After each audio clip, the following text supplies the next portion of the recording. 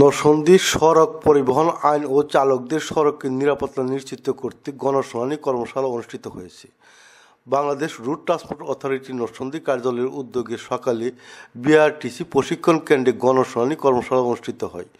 নরসিংদী অতিরিক্ত জেলা ম্যাজিস্ট্রেট মাহমুদা বেগমের সভাপতিত্বে প্রধান অতিথি হিসেবে উপস্থিত ছিলেন জেলা প্রশাসক মোহাম্মদ রাশেদ হোসেন চৌধুরী।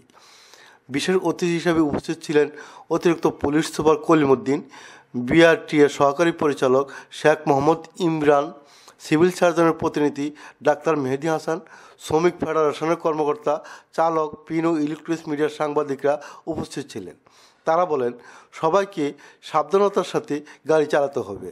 এরপর গণশুনানিতে অংশগ্রহণকারীদের সমস্যাগুলো সমাধানের আশ্বাস দেন তারা। গাড়ির গতি নিয়ন্ত্রণ, এটা আপনার নিজের জীবনের জন্যই প্রযোজ্য। যারা ড্রাইভার, যারা এখানে হেল্পার হিসেবে থাকে, তাদের জীবন এবং তাদের পরিবারের যে একটা ভরণ পোষণের যে একমাত্র অবলম্বন আপনারা, সেটা আপনারা যদি এই বেপরোয়া গতিতে কেউ গাড়ি চালায়, কেউ যদি নিজের জীবনেরও তোয়াক্কা না করে, তার পরিবারটা কিন্তু ধ্বংস হয়ে যায়। সেই জিনিসটা সবসময় মনে রাখবেন। এটা কিন্তু কোনো ভিডিও গেম না যে আমি একবার গাড়িতে অ্যাক্সিডেন্ট করে আসলাম, আবার উঠে দাঁড়িয়ে আবার নতুন করে গাড়ি চালানো শুরু করবো। একটাই জীবন আমাদের। এই জিনিসটা কিন্তু সর্বাগ্রে মনে রাখতে হবে। জীবনের চেয়ে বড় অমূল্য সম্পদ আর কিছু নেই আসলে। তো এই জীবনটাকে এভাবে হেলা খেলায় যদি আমরা নষ্ট করি, তাহলে কিন্তু আমার পরিবার ভুক্তভোগী হবে, আমার নিজের একান্ত আপনজনরা অসহায় হয়ে পড়বে। এই বিষয়টা অবশ্যই আপনারা খেয়াল রাখবেন। গাড়ি গতি নিয়ন্ত্রণ খুবই গুরুত্বপূর্ণ। এখানে কোনো রেস আসলে দেওয়া উচিত না। আমার কাছে অনেক সময় মনে হয় বাসগুলো রেস দিচ্ছে একটা আরেকটার সাথে, কম্পিটিশন। অথবা কিছু কিছু লোকাল বাস আমার কাছে মনে হয় তাড়াতাড়ি আগের পরের স্টেশনে যাওয়ার জন্য একটা কম্পিটিশনের মধ্যে লিপ্ত হচ্ছে। এতে কিন্তু অ্যাক্সিডেন্টের শুধু তার না, আরেকটা কারণ অ্যাক্সিডেন্টের সম্ভাবনা বেড়ে যাচ্ছে। এই ওভারটেকের টেন্ডেন্সি বা এই অতিরিক্ত গতি, এটা কন্ট্রোল করার ধরনের কোনো স্পেসিফিক কোনো অভিযোগ থেকে থাকে যে কোনো সার্জেন্ট কিংবা কোনো টিএসআইয়ের বিরুদ্ধে এই ধরনের স্পেসিফিক কোনো অভিযোগ আছে যে আমি এই ড্রাইভিং লাইসেন্স দেখানোর পরেও সে আমাকে এই ভোগান্তিতে ফেলেছে, তাহলে সেটি স্পেসিফিক একটা অভিযোগ দিতে হবে বা আমাদেরকে একটু জানাতে হবে। এখন তো অনলাইনের যুগ, এসপি থেকে এডিশনাল এসপি যারা আছে প্রত্যেকের নাম্বার তো আপনাদের কাছে থাকার কথা, তো সঙ্গে সঙ্গে জানাই দিবেন। ই ড্রাইভিং লাইসেন্স এটা তো সরকারের হলো লেটেস্ট ভার্সন, এটা তো না মানার কোনো সুযোগ নাই, তাই না? বরং এইটা বলার কথা যে আপনার ই ড্রাইভিং লাইসেন্স নাই কেন, এটা বলতে পারে। তা আপনারা তো যে অভিযোগ দিয়েছেন এটা স্পেসিফিক হতে হবে। হ্যাঁ,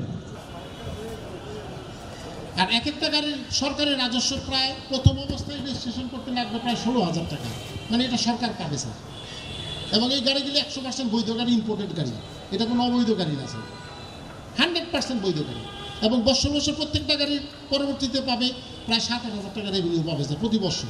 হাইওয়ে রোডের উপরে দাঁড়ায়া আমার বাস পার্কিং করবে, বাইরে আটকাই দিয়া এই সিএনজি ইটাগলা থেকে কিশোরগঞ্জ 100-260 টাকা বাড়ায় যাত্রী আনা নেওয়া করে।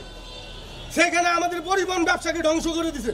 ঢাকা টু এই ইটাখলা থেকে আপনি মনোরদি রেলঘাট পর্যন্ত যদি যান, সিএনজির জন্য মানুষ রাস্তা পারাপার হইতে পারে না।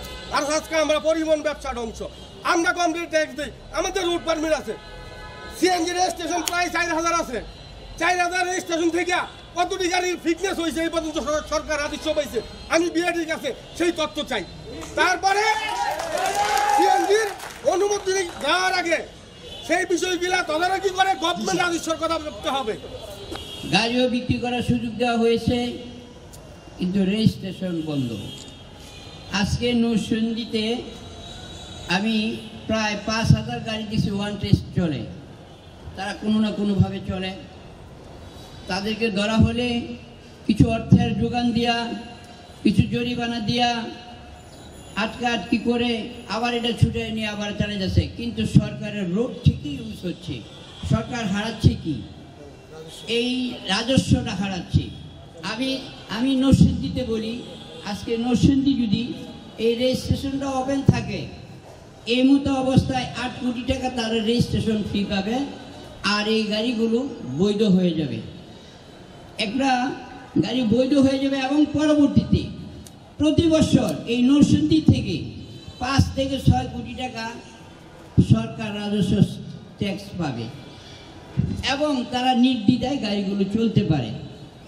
সেই ক্ষেত্রে রেজিস্ট্রেশন যেমন ধরেন পার্শ্ববর্তী গাজীপুর আনসিরাল চলতেছে, কোনো বন্ধ নেই।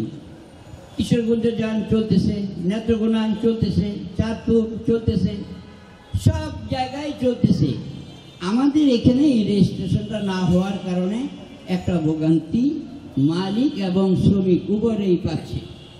এই মালিক শ্রমিকগুলো গাড়ি চালায়া গাড়ি ব্যবসা করে আজকে যারা মালিক তারা না বলতে পারে না কইতে পারে, তেলের দাম বেশি, পার্সের দাম বেশি, সব কিছু বেশি। তাদের বাসায় যদি মনে করে যে আজকে ছেলে মেয়েরা বলে আজকে একটু ভালো বাজার করো, যখন গাড়ি টিভির থেকে আসা পরে মালিকের থাকে 500, ড্রাইভারের থেকে 400। মাছের বাজারে গেলে আর মাছ কেনার সুযোগ পায় না, তরকারি কিনবো কোন সময়।